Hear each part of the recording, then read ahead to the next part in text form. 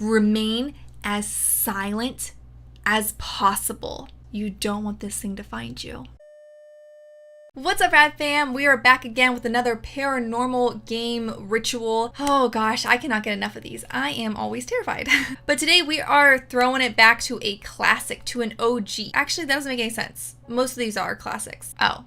Well, this one's incredibly popular on the internet. This one is called One Man Hide and Seek, or Hide and Seek Alone. There's different names for it, but it means the same thing. You're basically playing hide and seek by yourself. Well, you shouldn't. But also, you're actually not playing by yourself. Yeah, so let's get to it. So first things first, we should go over a little bit of where this paranormal game originated from and what the heck is it? Like, why would someone play it? Well, we always say that, and usually by the end of the video, I still say, why would anyone play this? So that question tends not to be answered, but we will look to the internet to try to get some sort of understanding of this ritual and how to play it. Huge disclaimer though, like every video, please never, ever, ever, ever play these paranormal games. Whether you believe in the paranormal or not, or if this game actually works, that's for you to decide. I'm not here to tell you one way or the other, but you know, just for your safety regardless, and my conscience, please just err on the side of caution. Don't play these games. Now, a little bit of backstory on where this originates from. This is a Japanese urban legend, but it seems this urban legend can be traced back to about 2007. There are some discrepancies in if it like existed before then, but it did start to appear on like messaging boards in about 2007 in Japan, and it quickly became hugely popular among school children to play this game. So kind of like how in America, I mean in other places too, we have like Bloody Mary, which is a really popular sleepover game. Apparently this is also like that. Of course, when it got so popular in Japan and thanks to the internet, people started uploading these onto different sites, and eventually it made its way all around the world for many people to play and be terrified over. But even though this was in 2007 when it really started, if you look up today on YouTube playing like One Man Hide and Seek or Hide and Seek Alone, you will find so many darn videos of people not even talking about it, but actually playing it for themselves. They're braver than I am. This is one of those urban legends that are just not gonna go away because it's so darn scary.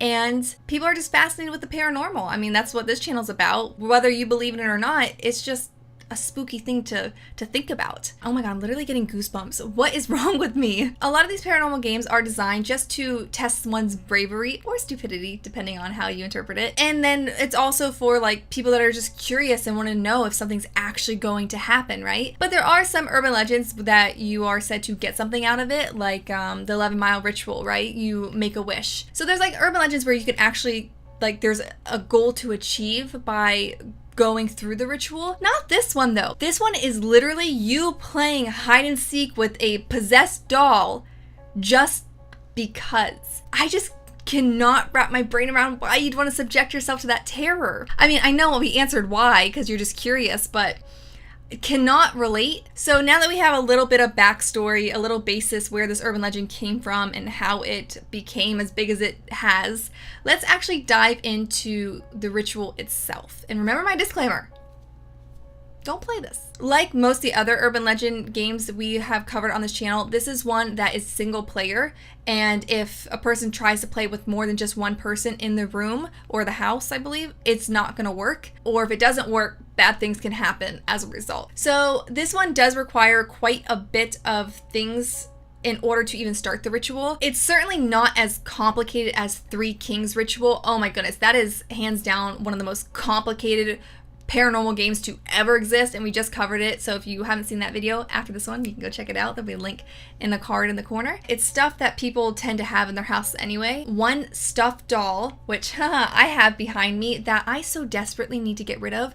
She has become like a mascot for this channel, though we haven't named her. Oh yeah, we haven't named her. But you know, it's because I always wanted to get rid of her. She's chilling back there with Charlie. Every time I edit, I always just look at her, waiting for her to move, so. But hey, there's it all. One sack of uncooked rice, one pair of nail clippers, one needle, one length of red thread. It just says one length. It doesn't specify like how long a length is. One sharp edge, such as a knife or a pair of scissors. See, this is why I tell you guys not to play these games.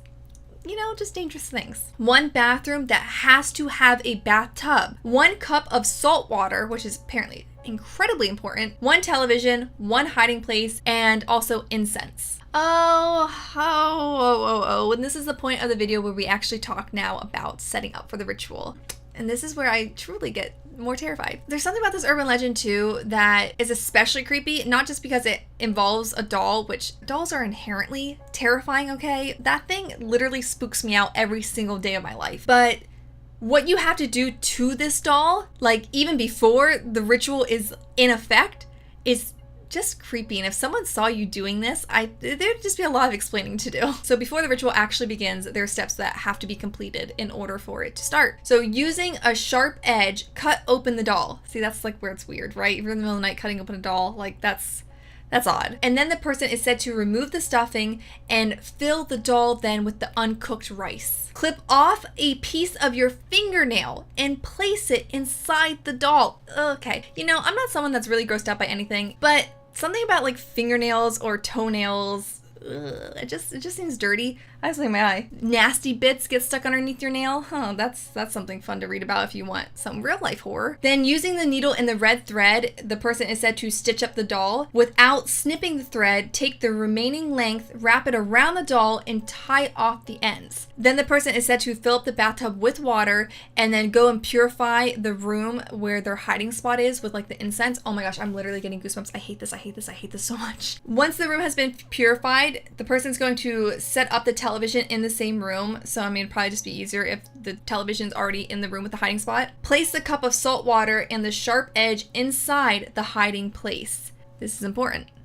It's gonna be like safety net. Oh God. And then the person's gonna have to name the doll. And maybe that's also why I've never named this doll. Maybe because like subconsciously I knew if I gave it a name, something about it would get creepier. It's time to move on to actually playing the game. And here is how it's actually played. And oh boy, I'm already scared just thinking about it. Of course, like most of these games, the person has to wait till 3 a.m., the witching hour, the paranormal time of night where creepy things are said to be heightened. Okay, that was terrifying. I swear I just saw something in my viewfinder behind me. Okay. I'm not okay.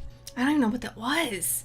I just saw like a movement of blue behind me, like kind of like, oh yeah, maybe my hand moved. I don't know. That was scary. Okay, let's move on. Begin precisely at 3 a.m. Repeat the following phrase to the doll 3 times. Oh my God, I hate saying things like this because I feel like even though I'm not playing, some bad juju is going to come out. Filling in your own name when it's appropriate. So it's your name is the first it. So once that's repeated 3 times, the player is said to go to the bathroom, submerge the doll in the bathtub, and leave it there. Oh God.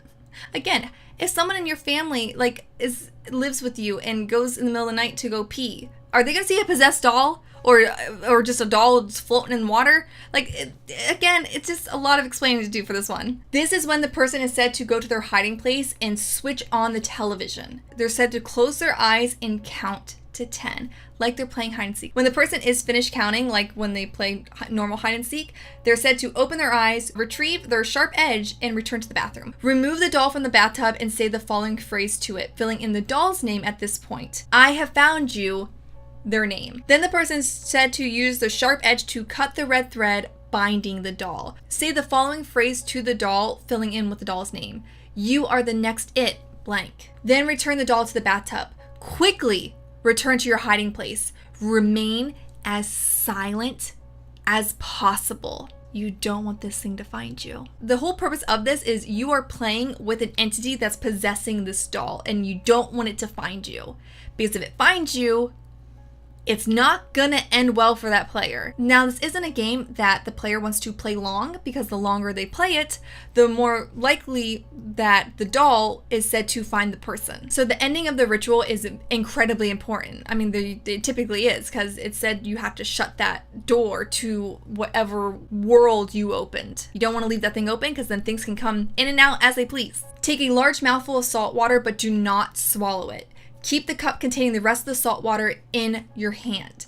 Emerge from your hiding place and begin looking for the doll. An important note though, the doll will probably not be where the player left it.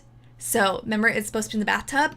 if the ritual worked, the doll's not going to be there, supposedly, according to this urban legend. So the doll should be possessed and be walking around in the house somewhere. Again, I hope there's no other family members that live with this person. When the player finds the doll, this is when they're going to take the remainder of the salt water and pour it over the doll, as well as spitting the salt water from their mouth onto the doll. Repeat the following phrase to the doll 3 times. I win. Oh, God. Oh, once you've said it twice and the doll didn't like that and then, you know, did a little something dirty to you. Oh, no, no, no. Once the game has been completed, allow the doll to dry completely and then burn the doll and discard of its remains away from the house that it was played in. Apparently, if this isn't done, the doll may not be cleansed of whatever entity came into it, and it can show up again. And of course, there's a long list of things to not do while playing this ritual. While playing, it is very important not to turn on the lights, lock any doors, including the front or back door, make unnecessary noise that could attract whatever entities in that house to you, and then also, you're not allowed to leave your house. So once this ritual starts, before closing it, you're not supposed to leave. And if you leave, I guess it messes up the ritual and it's going to be incredibly hard, supposedly, to close that door. Oh, so fun. It's also not advisable to emerge from the hiding place in the ending without both holding the salt water in the mouth and carrying the cup in the hand. Should anything have found its way into the player's home, they will act as safeguards and protect the player from any harm the visitor or visitors, multiple entities could enter your house playing this game. The salt water in the mouth and then in the hand will protect the player from things that are lurking around in the shadows of the dark house in the middle of the night while playing hide and seek with a possessed doll. This one's too spooky. It's just too spooky. If you were wondering what the role of the television was in all of this, it's actually said to alert the player of the presence of potential visitors. So like static will go off, maybe the channels will flip, the volume will change, you'll hear voices through the TV, like poltergeist. Oh, that's fun. So the TV's kind of just like a walkie-talkie, I guess. Should the TV, though, begin to display any of the abnormal behaviors that I just mentioned, do not, under any circumstance, leave the hiding place without the salt water, because then it said the player's unprotected and bad things can happen, like being cursed, being possessed, and they can latch onto you and not let go. So while this is a game that the player is not going to want to play long term, but this website says that under no circumstances should the ritual actually expand beyond 2 hours. I don't know why the heck you'd play this game at all, let alone past 10-15 minutes. 2 hours? Did you fall asleep in your hiding place? And then the site ends in all bold letters. Once the ritual has started, it must be completed all the way through. You can't chicken out. You can't give up. It has to be completed, just like the website says. And I don't think you want a haunted doll living in your house. This doesn't sound like a good time for anyone involved. Oh, and there we covered some more nightmare fuel that will surely make it hard for me to sleep tonight. But thank you guys so much for watching today's nightmare fuel. And if you liked it, please give this video a big thumbs up. It really helps out this video and this channel and this community, the Rad Fam. Thank you guys so much for your support. If you want to see more paranormal ritual games covered on this channel, please leave your suggestions down below and maybe we'll make it into a video one day. And until next time, keep the radness, and I'll see you real soon. Bye. Charlie, you're gonna make sure that doll doesn't come to life one day, right? I'm gonna take that as a yes.